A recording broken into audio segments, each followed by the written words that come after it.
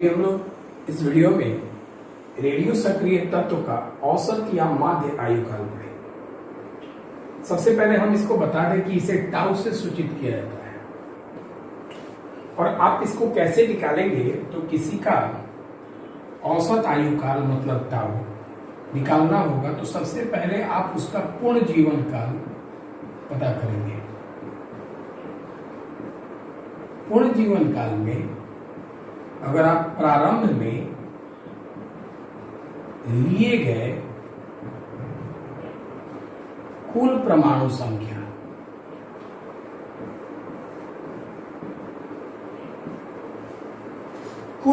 संख्या से इससे भाग कर देते हैं तो आपको औसत आयु काल की प्राप्ति होती है, जिसको आप टाउ से सूचित करते हैं। एक चीज हम बता दें कि आप थोड़ा सा ध्यान रखेंगे, ये इसका नाम ही बता रहा है कि यह माध्य आयु काल है। यह माध्य आयु काल है। माध्य आयु काल है जिसका मान परमाणु के पूर्ण जीवन काल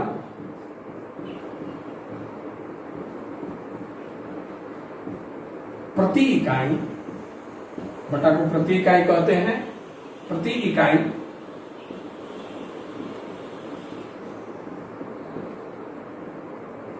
प्रारंभ में लिए गए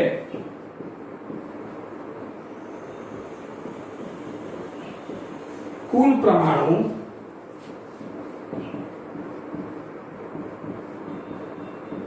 संख्या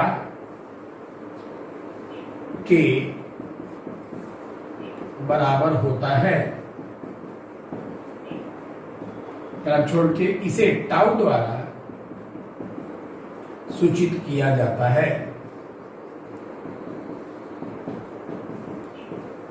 थोड़ा सा एक बार ध्यान देंगे, ये जो औसत आयु काल है ये माध्य आयु काल है। औसत का मतलब माध्य। कैसे निकालेंगे? तो सबसे पहले आप उसका पूर्ण जीवन काल, पूरा जीवन पता कर लेंगे और उसमें आप प्रारंभ में जो लिए गए परमाणु संख्या थे, जिसको आप हमेशा N0 मानते हैं, उससे आप भाग करेंगे तो आपको इसका मान प्राप्त हो जाएगा। और ध्यान देंगे इस पर अभी हम क्वेश्चन एक देखेंगे। अभी हम लोग average life of radio active element find करेंगे, मतलब औसत आयु काल पता करेंगे, जिसको आप टाउ से रिप्रेजेंट करते हैं। इसके लिए सबसे पहले मानना होगा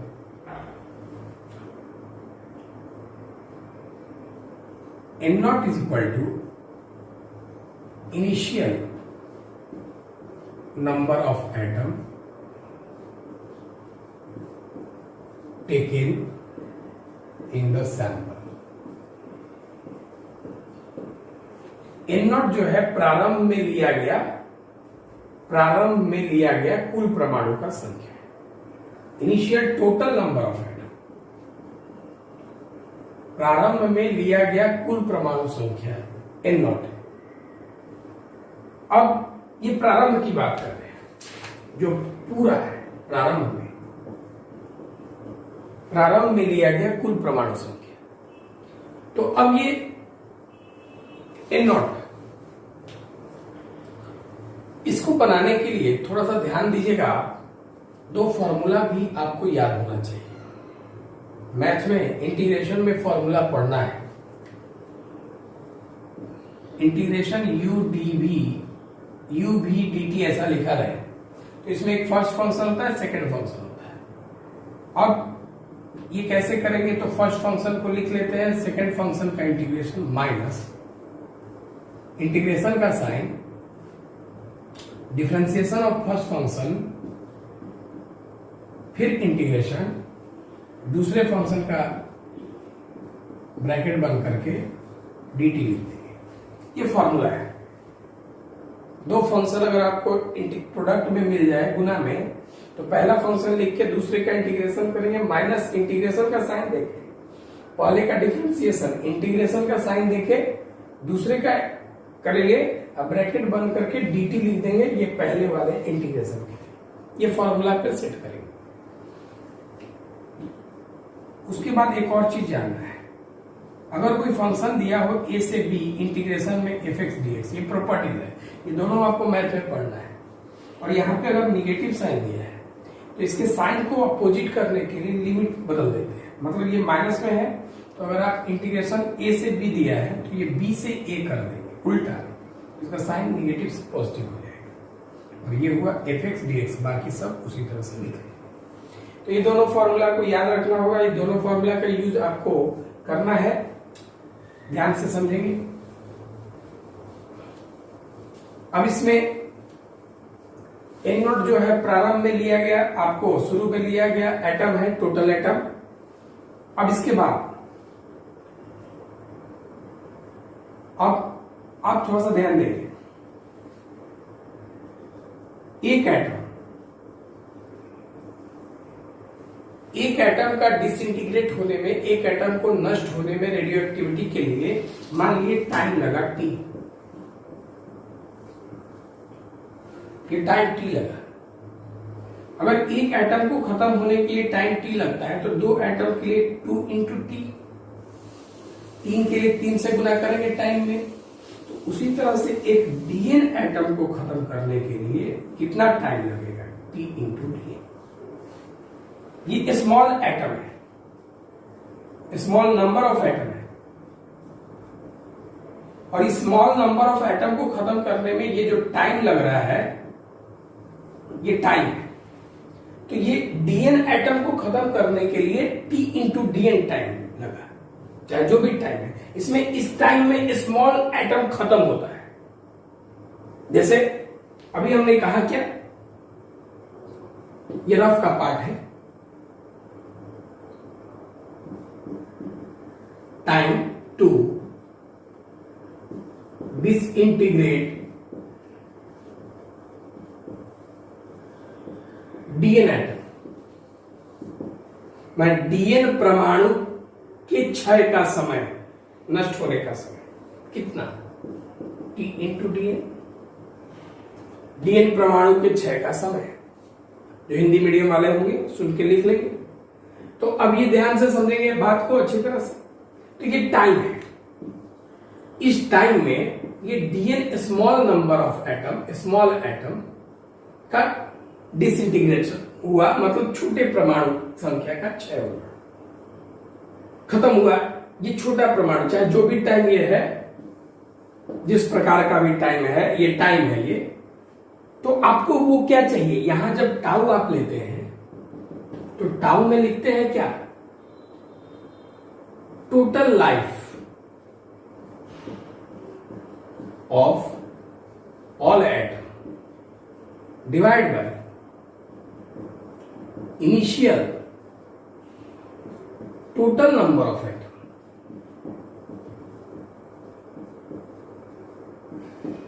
मतलब पूर्ण जीवन काल बटा में प्रारंभ में लिया गया परमाणु संख्या।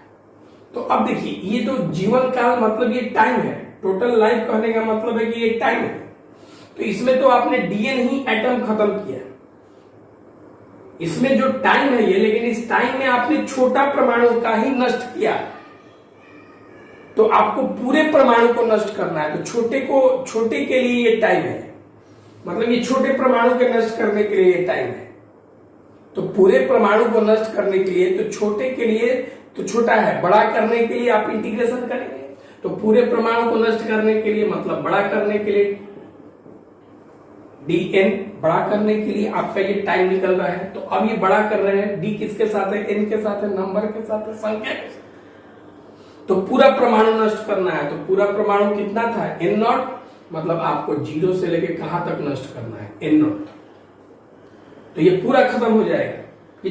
ये जो था ये टाइम था, ये टाइम है, तो ये भी टाइम है। तो ये डीएन खत्म हो रहा था, लेकिन ये छोटा था, छोटा खत्म हो रहा था। तो पूरा बड़ा खत्म करने के लिए, पूरा खत्म करने के लिए, बड़ा खत्म करने के लिए इंटीग्रेशन कर दिया।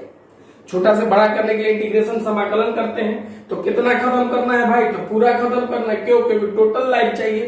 टोटल लाइफ माने सारा खत्म कर दो आप, तो टोटल पूरा जीवन चाहिए। तो पूरा जीवन कब होगा? पूरा खत्म कर देंगे तब। तो कितना खत्म करना है? जो इतना लिए थे कितना था? n0, तो n0 खत्म करना है। तो 0 से लेके n0 पूरा खत्म हो गया।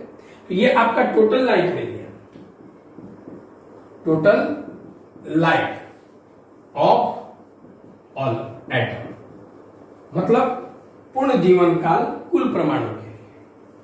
तो अब ये मिला, तो ये आपको क्या मिला इसका वैल्यू? 0 से n0 t into D N बटा में प्रारंभ में लिया गया कुल परमाणु कितना था? n0। ये आपका ताऊ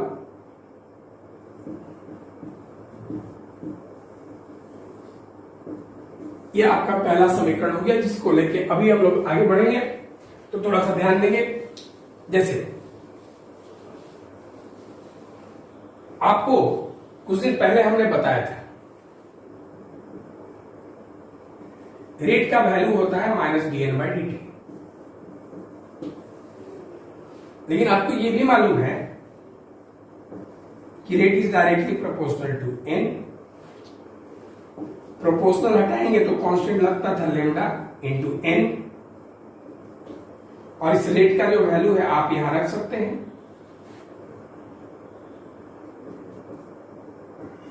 तो -dn/dt is equal to lambda into n, minus को उधर भेज दीजिए।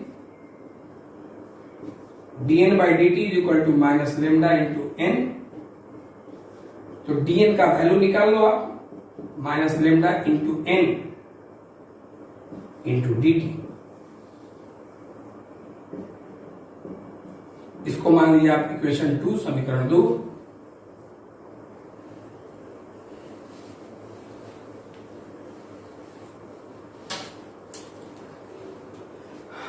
आपको यह भी मालूम है, इससे पहले वाले इक्वेशन में आपने प्रूफ किया था n equal to n0 e का power minus lambda t, proof किया था। इक्वेशन 3, 2 और 3, इसमें n का वैल्यू यहां पे रख दीजिए। फ्रॉम 2 and 3, दूसरे और तीसरे से dn बराबर माइनस लेमडा n, n की जगह बगल में dt, लेमडा n की जगह ये रख दिए, बगल में dt। ये इक्वेशन 4। अब देखो बाबू, फ्रॉम 1 and 4, पहले और चौथे से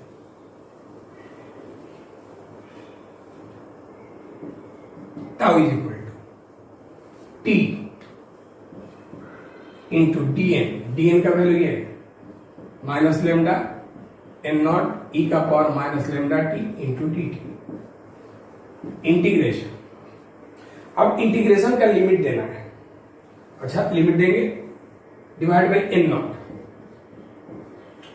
अब यहां देखो बाबू, यहां d किसके साथ था? n के साथ था, तो n का लिमिट देना था, नंबर का, संख्या का लिमिट देना था। लेकिन अब यहां देखिए आप, यहां d किसके साथ है? t के साथ है। मतलब अब लिमिट को भी बदलना पड़ेगा। ध्यान रखिए आप, बहुत अच्छी तरह से समझिए, बहुत अच्छा सुनेंगे तो आपको समझ में भी आएगा। अब इसका मतलब है कि आपको लिमिट को भी बदलना पड़ेगा। क्यों? क्योंकि यहाँ d किसके साथ था? n का था, n के साथ था, तो आपको n का लिमिट देना पड़ रहा था। n का लिमिट दिए थे, मतलब कितना खत्म होने वाला लिमिट, तो 0 से आपको n0 खत्म करना है। तो लेकिन अब ये dn से ये dt में कन्वर्ट हो गया, तो अब ये आपको t का मतलब समय का लिमिट दे देना है। तो ये समय को लिमिट देना है, तो मतलब अब आपको लिमिट ये दे देना है कि आपको ये पता चले कि 0 से n0 के लिमिट आपको बता देना है। क्यों? क्योंकि यहां पर आपको, आप यहां पे जब आप यहां पे टाइम dn के साथ था, लेकिन अभी यहां d किसके साथ है? t के साथ है, और t के साथ है तो अब आपको समय का लिमिट देना होगा। और ये समय का लिमिट आप कैसे देंगे, थोड़ा ध्यान देंगे आप। ये देखिए आप यहां पे जैसे n0 परमाणु संख्या, एटम नंबर कब था ये बताइए, कब था ये? तो शुरू में था। तो शुरू में था, इसका मतलब शुरू का टाइम क्या होता है? जीरो। तो ये जीरो, यहां पर आपका टाइम का लिमिट जीरो होगा। अब ये जीरो कब होगा? माने जीरो मतलब नष्ट, कुछ भी नहीं, कब रहेगा? कुछ भी नहीं कब रहेगा? ये एटम कुछ भी नहीं कब रहेगा? जीरो कब हो रहेगा? तो इस पूरे रेडियो सक्रिय मतलब कि रेडियो एक्टिविटी प्रोसेस को हम मानते हैं कि पूरी तरह से खत्म होने में लगभग इन्फिनाइट टाइम लगता है, लगभग इन्फिनाइट टाइम लगता है। हिरोशिमा और नागासाकी पे जो बम गिरा था, एटम बम, उसका इफेक्ट आज भी है। तो इसलिए तो कहने का मतलब है कि हम मान के ये चलते हैं कि इसको पूरी तरह से, इसका एटम जीरो होने में लगभग इन्फिनाइट टाइम लगता है। तो ये जीरो के लिए आपका टाइम क्या होगा? इन्फिनाइट। एन नॉट कब था बाबू? तो शुरू में था, मतलब जीरो था। और जीरो कब था? तो बाबू जीरो कब होगा एटम? तो इन्फिनाइट टाइम में होगा। ध्यान से समझेंगे बातों को अच्छी तरह से। ये एन नॉट से ये एन नॉट कैंसिल हो जाएगा, ध्यान देंगे। अब इसके बाद एन नॉट से एन नॉट कैंसिल हो गया। कैंसिल होने के बाद tau is equal to minus lambda. Minus यहां डी टी के साथ है, तो टी वाला फंक्शन ही अंदर रहेगा। टी इसमें है और T E power minus lambda T में है। ये माइनस लेमडा जो है वो कांस्टेंट है, आप इसको बाहर निकाल सकते हैं। अभी ना देखिए, टी क्या बचा? टी बचा, ई का पावर माइनस लेमडा टी बचा और डी टी बचा। लिमिट इंफिनिटी से कहां तक है? जीरो तक है। टाउ इज इक्वल, हमने ये कहा कि ये माइनस है, तो माइनस को अगर आप हटाते हैं तो माइनस प्लस में हो जाता है। तो प्लस में कब होगा भाई? जब ये लिमिट को आप उल्टा कर देंगे। तो ये इंफिनिटी से जीरो था, तो इसको आप जीरो से लेके इंफिनिटी कर दीजिए। ये माइनस से ये क्या हो गया? प्लस।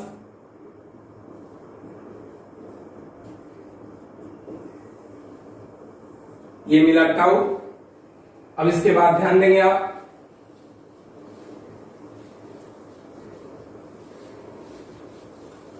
अब integration by parts, product rule, गुना का नियम।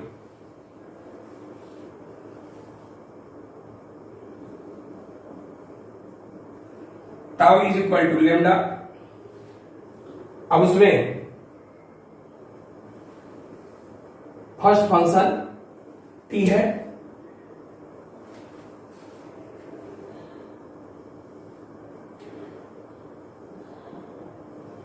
इंटीग्रेशन सेकेंड फंक्शन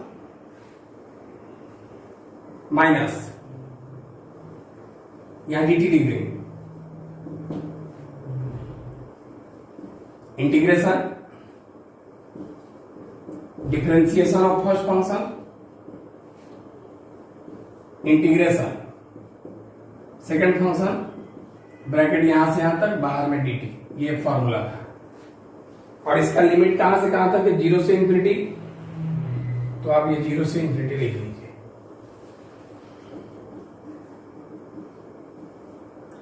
टी, एक चीज हम बता दें,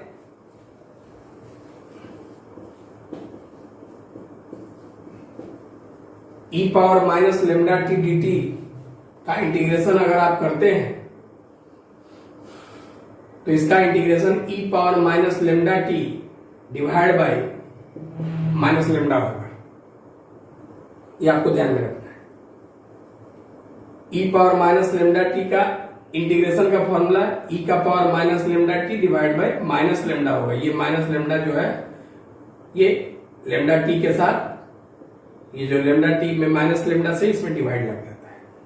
तो उसी तरह से यहां पे ई पावर माइनस लेमडा टी का होगा minus lambda T divide by minus lambda, minus integration dt dt cancel होके 1, ई पावर माइनस लेमडा टी का माइनस लेमडा, इसका काम खत्म, बाहर वाला dt उतर जाएगा, जीरो से इंफिनिटी।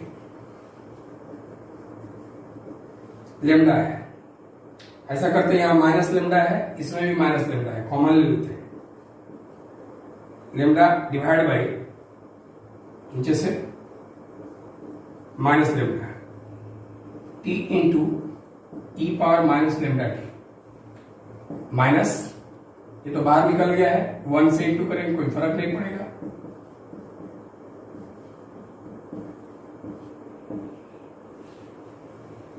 कैंसिल।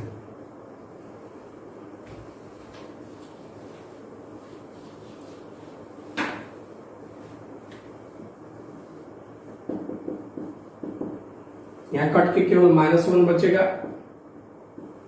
मतलब माइनस ये वाला ऊपर कर दिए, T into E power minus lambda T minus, फिर से E power minus lambda T का इंटीग्रेशन है ये, तो आपको मालूम है minus lambda T divide by minus lambda, 0 से लेकर कहां तक, इन्फिनिटी तक, माइनस को हम अंदर भेज देते हैं,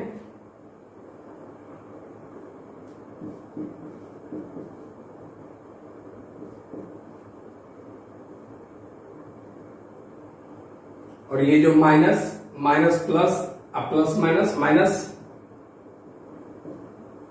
माइनस माइनस प्लस, और ये plus minus minus,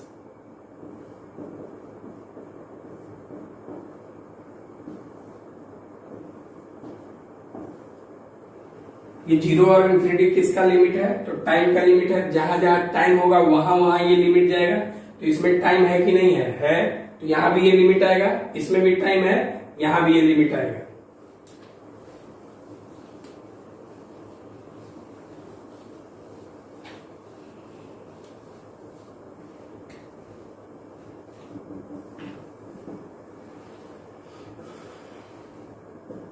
minus T E का पावर माइनस लेमडा टी, अगर आप चाहें तो 1 बाई ई का पावर लेमडा टी लिख सकते हैं,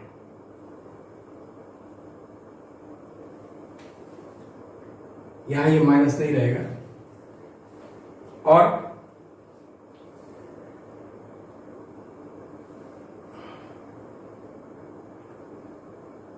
उसमें भी आप चाहें 1 बाई लेमडा इंटू ई का पावर माइनस लेमडा टी है, तो 1 बाई ई का पावर लेमडा टी आप लिख सकते हैं, 0 से infinity, tau is equal to, अब ये टाइम इसमें भी है, आप ये लिमिट यहां भी ला सकते हैं, और ये टाइम इसमें भी है उसमें भी ला सकते हैं, माइनस टी इंटू 1, तो टी बाई ई का पावर लेमडा टी, 0 से कहां तक, इन्फिनिटी तक, माइनस, इसमें नहीं है, बाहर रख दीजिए इसको, इसमें टाइम है, 0 से इन्फिनिटी तक, माइनस, एक बार टाइम की जगह इन्फिनिटी रखेंगे या माइनस देके टाइम की जगह 0 रखेंगे, तो इन्फिनिटी रखते हैं टी की जगह, तो इन्फिनिटी यहां भी तो यहां भी,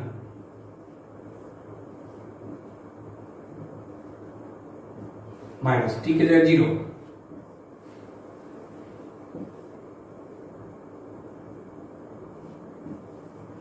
जहां टाइम है वहीं 0 लिखेंगे, एक बार टी की जगह इन्फिनिटी लिखे, फिर माइनस देके टी की जगह 0 लिखे, तो टी की जगह इन्फिनिटी, तो यहां भी टी की जगह पे इन्फिनिटी, इन्फिनिटी ई का power lambda into infinity, minus T की जगह 0 लिखेंगे, तो टी की जगह 0, 0 डिवाइड बाय ई का power lambda into 0, minus 1 by lambda, उसी तरह से टाइम का लिमिट है इन्फिनिटी, तो टी की जगह इन्फिनिटी, माइनस देके टी की जगह 0, तो यहां टाइम नहीं है तो 1 है, तो 1 ई का पावर लेमडा, टी की जगह कितना, इन्फिनिटी, माइनस 1 बाई, अब माइनस देके टी की जगह 0 लिखेंगे, तो 1 बाई ई का पावर लेमडा इंटू टी की जगह क्या लिखेंगे, 0,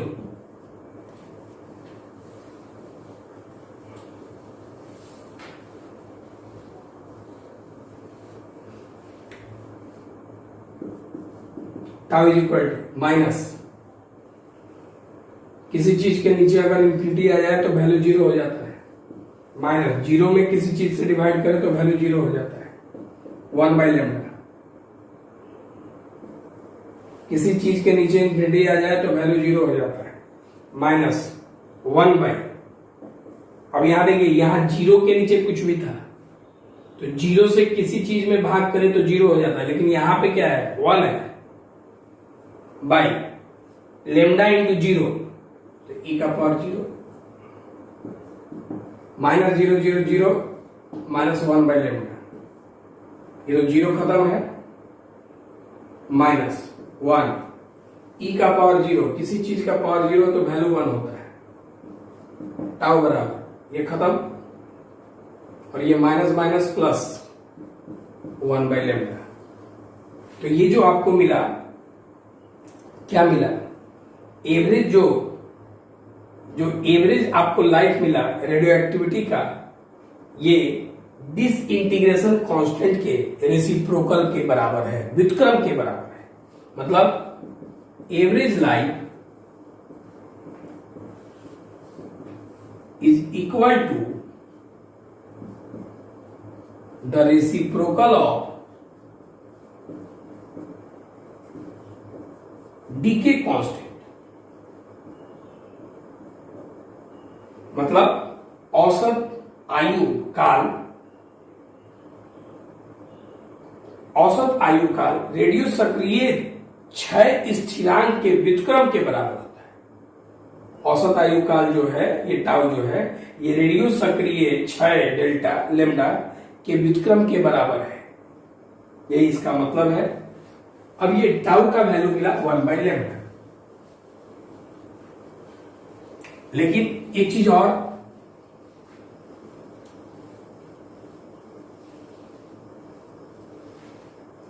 आपको याद होगा, आपने हाफ लाइफ पीरियड पढ़ा था